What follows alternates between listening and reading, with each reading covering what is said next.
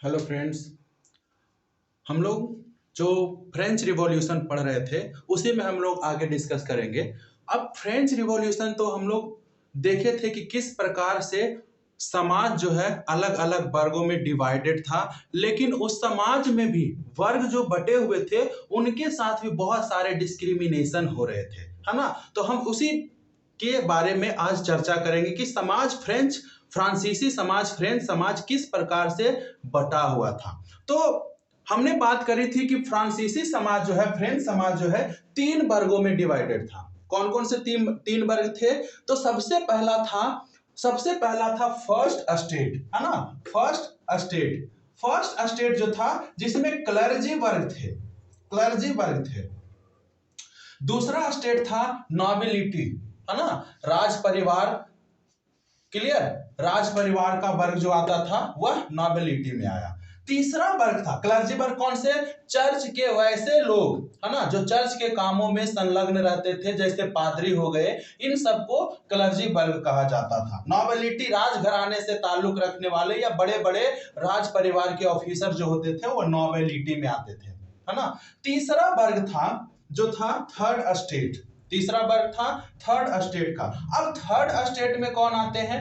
तो third state में आते थे, थर्ड स्टेट को भी तीन वर्गों में बांटा हुआ था। सबसे पहला जो था, इसमें थर्ड स्टेट में जो सबसे पढ़े लिखे या सबसे ज्यादा, है ना, अमीर हुआ करते थे, जिसमें से बड़े बिजनेसमैन, बिग मर्चेंट्स, है ना, और साथ ही साथ बिग बिजनेसमैन हो गए, मर्चेंट्स हो गए, कोर्ट ऑफिसर्स हो गए, है ना, न्यायालय के जो अधिकारी होते थे वो, या फिर वकील, लॉयर्स, है ना। तो सबसे पहला वर्ग इसमें आता था कौन? Big businessman, merchants, court officers, lawyers, etc, यानी कि जो, है ना, थर्ड स्टेट में होते हुए भी सबसे ज्यादा अमीर थे। दूसरा था किसान वर्ग, है ना, और आर्टिसन, पीजेंट्स एंड आर्टिसंस, है ना, किसान वर्ग और कुछ आर्टिसंस भी इसमें आते थे।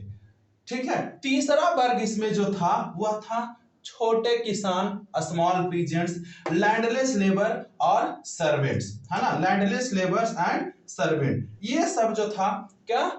छोटे किसान थे, या भूमिहीन मजदूर, जिनके पास, है ना, खेती करने के लिए जमीन नहीं थी, लेकिन वह दूसरों के खेतों में जाकर काम कर रहे थे, है ना, और सर्वेंट, नौकर चाकर। ये सब जो है अलग अलग स्टेट में बटे हुए थे।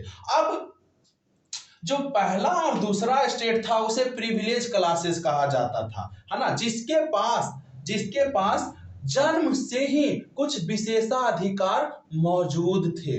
जन्म से ही उनके पास कुछ विशेष अधिकार मौजूद थे, जैसे वह किसी प्रकार का टैक्स नहीं देंगे, है ना। जितने भी टैक्स सरकार ले रही थी, जितने भी टैक्स राजा, है ना, ले रहे थे, उन सब से उसको, है ना, छूट थी, वंचित था, वह उनका प्रिविलेज था। दूसरा कि वह टैक्स का जो परसेंटेज था, जैसे क्लर्जी वर्ग थे, जो चर्च था, है ना, चर्च, ये सब जो है तीसरे वर्ग के जो लोग थे उनसे वह टैक्स ले सकता था, है ना।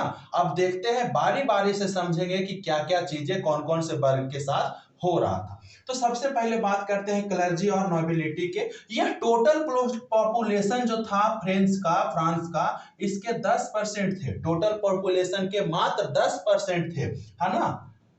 ठीक है। लेकिन इनके पास जो फ्रांस की खेती योग्य भूमि थी वह 60% भूमि को यही 10% लोग ऑन करते थे। यानी कि टोटल जो लैंड था उनके पास, इनका 60% जो है भूमि, यह किनके पास था? क्लर्जी और नोबिलिटी के पास था। ठीक है।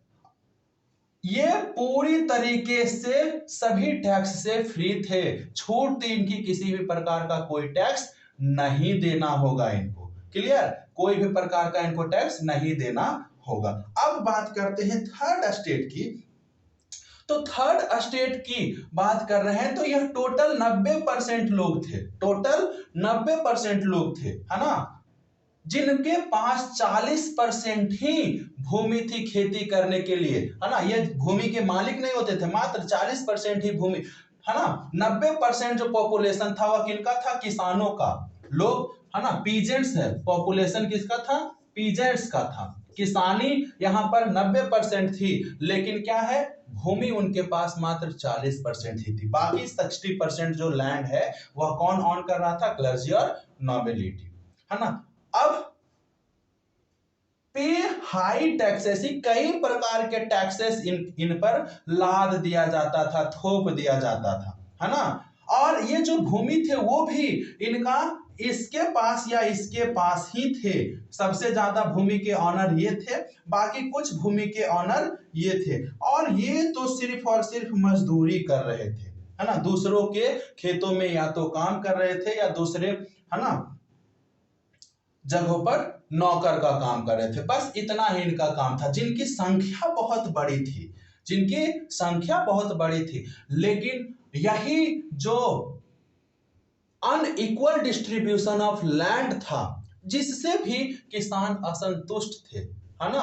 और यह भी एक कारण था किस चीज का, फ्रेंच रिवॉल्यूशन का। क्लियर। तो आगे हम लोग हर एक कारण पर चर्चा करेंगे, है ना, हर एक कारण पर चर्चा करेंगे कि फ्रेंच रिवॉल्यूशन होने के कौन कौन से कारण थे। तो बारी बारी से हम देखते हैं, सभी कारणों के बारे में हम लोग डिस्कस करते हैं, ठीक है।